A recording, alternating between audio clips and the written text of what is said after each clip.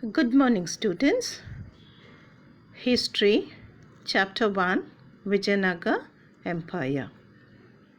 Last class we have studied about the Vijayanagar Empire. The Delhi Sultans ruled over South India in 14th century. As a result, many South Indian kings like Yadavas of Devagiri, Hoysalas of Dwarasamutra, Kakatiyas of Warangal, Pandyas of Madurai were defeated. During this period, Vijayanagar was succeeded by their strong political power in South India and ruled for 3 centuries. So in this lesson, we are going to read about the Vijayanagar Empire. It started in the year 1336 CE to 1646 CE. Okay, the first ruler was Harihara the First, and the second was Bukkaraya the First. And it is a Hindu empire. Its capital city is Hampi in Bellary district. Look at the picture of the capital city. It's a very beautiful picture in Hampi. Even today you can find this monument in Karnataka, Hampi. Then who were the sons of Sangama dynasty? Harihara the First, Bukkaraya the First, Kambana, Marappa and Muddappa were the 4 sons of Sangama dynasty. Now during this Vijayanagar dynasty, which were the 4 dynasties ruled the Vijayanagar kingdom? It was the Sangama dynasty, Saluva dynasty, Tuluva dynasty, Aravidu dynasty. You can look in this slide how many years they have ruled. Sangama dynasty ruled for 150 years. Saluva dynasty used for 20 years from 1485 to 1505. Tuluva dynasty from 1505 to 1567, 60 years. And last is the Aravidu dynasty in 1517 to 1646, ruled for 70 years. Now let us study about the Sangama dynasty's rulers. They were the Harihara the First, Bukkaraya the First, Harihara Raya the Second, Virupaksharaya, Bukkaraya the Second, Devaraya, Ramachandra Raya, Veera Vijaya Bukkaraya, Devaraya the Second, Mallikarjuna Raya, Virupaksharaya the Second, and the last is the Praudaraya. Now let's study about the Harihara the First. How he ruled the kingdom. He took control over the region of Tungabhadra river as it was a fertile land. So he captured the Tungabhadra river as the soil was very fertile and it made king to survival. The people were happy by their agriculture, was their main occupation. So he wanted to extend his kingdom in the Konkan coastal area of west to Nellore and Kadapa of east and to Krishna river of the south. So he laid a strong foundation of Vijayanagar kingdom. Now this is the map which shows that Vijayanagar kingdom ruled South India. Have a look of it. And this is the Tungabhadra river where the Harihara the First captured and was ruled, and followed by Konkan coastal area of west. All these rivers were captured by Harihara. The main motive is the fertile land made him to capture the place Nellore and Kadapa of east, Krishna river of south. But after his death of Harihara, his brother Bukkaraya I came to the power. During his rule, his son Kambana wanted to extend his kingdom by defeating the Sultan of Madurai. He defeated. His victory was explained by his queen Ganga Devi. After that, he also defeated Reddis of Kondavedu and extended his Vijayanagar empire. And this is written in the inscription in Shravana Balagola monument in the year 1368 CE. And he created harmony and religious equality between Jains and Vaishnavas. After Bukkaraya, Harihara II from 1377 to 1404 CE ruled. After Harihara, Bukkaraya II, Virupaksha II succeeded, was a prompt ruler, and in 1404 to 1406 CE. Then came Devaraya I, 1406 to 1422 CE, followed by Veera Vijayaraya, 1422 to 1424 CE, ruled for 300 years. Devaraya II, called as Prauda Devaraya, ruled from 1424 to 1446 CE. After Harihara, Bukkaraya, Virupaksha, Devaraya became famous in the Vijayanagar kingdom. During his power, Devaraya built a new army along with the Muslim soldiers who were skilled in archery and horse taming, means horse fighting. With the help of his army, he defeated Reddy, leader of Kondavedu region. This is the picture of Reddy Kondavedu fort. Okay, then he defeated the famous Mughal fort. For your information, here is the fort in the slide. Raichur, Bangapur, from Ahmad Shah of Bahmani Sultans. His brave commander Lakhana Dandesha defeated the kings of Kerala and Sri Lanka and collected large treasury and showed a tribute of cash from them. Took away the cash wealth from the people.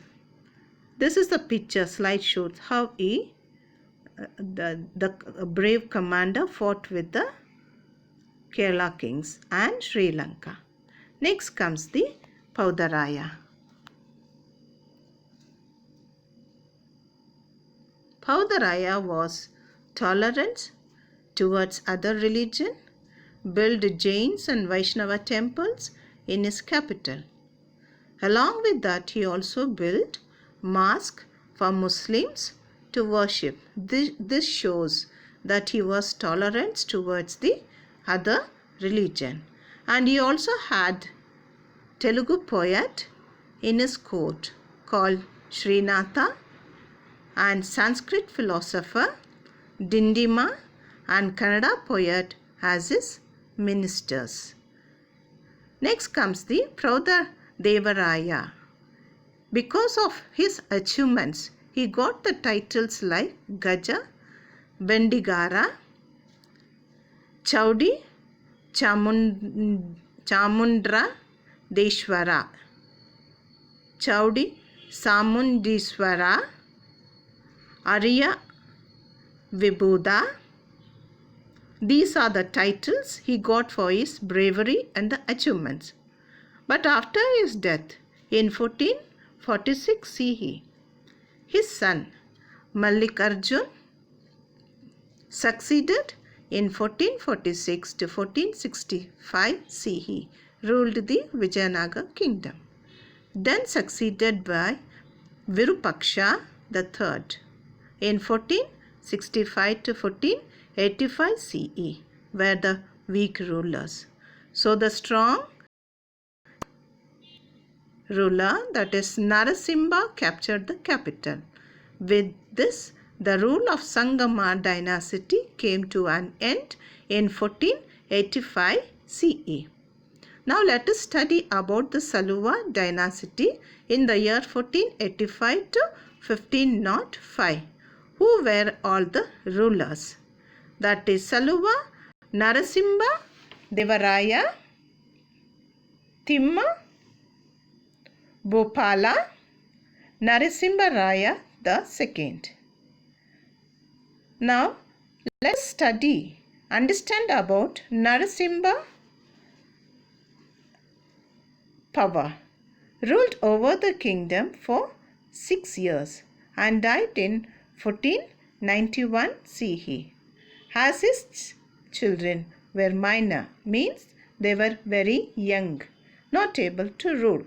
So his commander, called Tuluva Nara Sanyaka, ruled from 1491 to 1503 CE. During this period, you can see the golden Tara of Saluva dynasty. After that, the Tuluva dynasty in 1505 to 1567 CE. Who were all the rulers during this period? Narasa Nayaka, then Veera Narasimha Raya, followed by Krishna Deva Raya, succeeded by Achyuta Raya, then Venkata the first, the last was Sadashiva Raya, ruled in the Tuluva dynasty.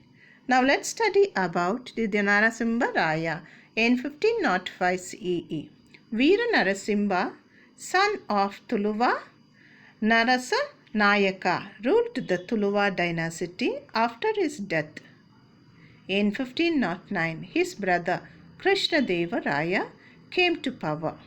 You can see the picture of Krishna Deva Raya, ruled from 1509 to 1529 CE.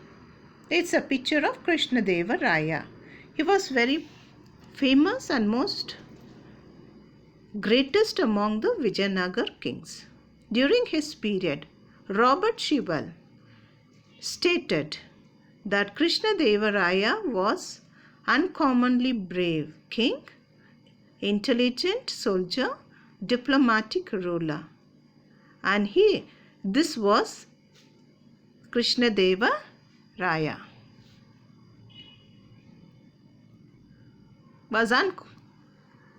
He defeated his enemies and extended his kingdom in South India, and he seized Shivasamutram fort from Umattur chief Gangaraja in 1510 CE.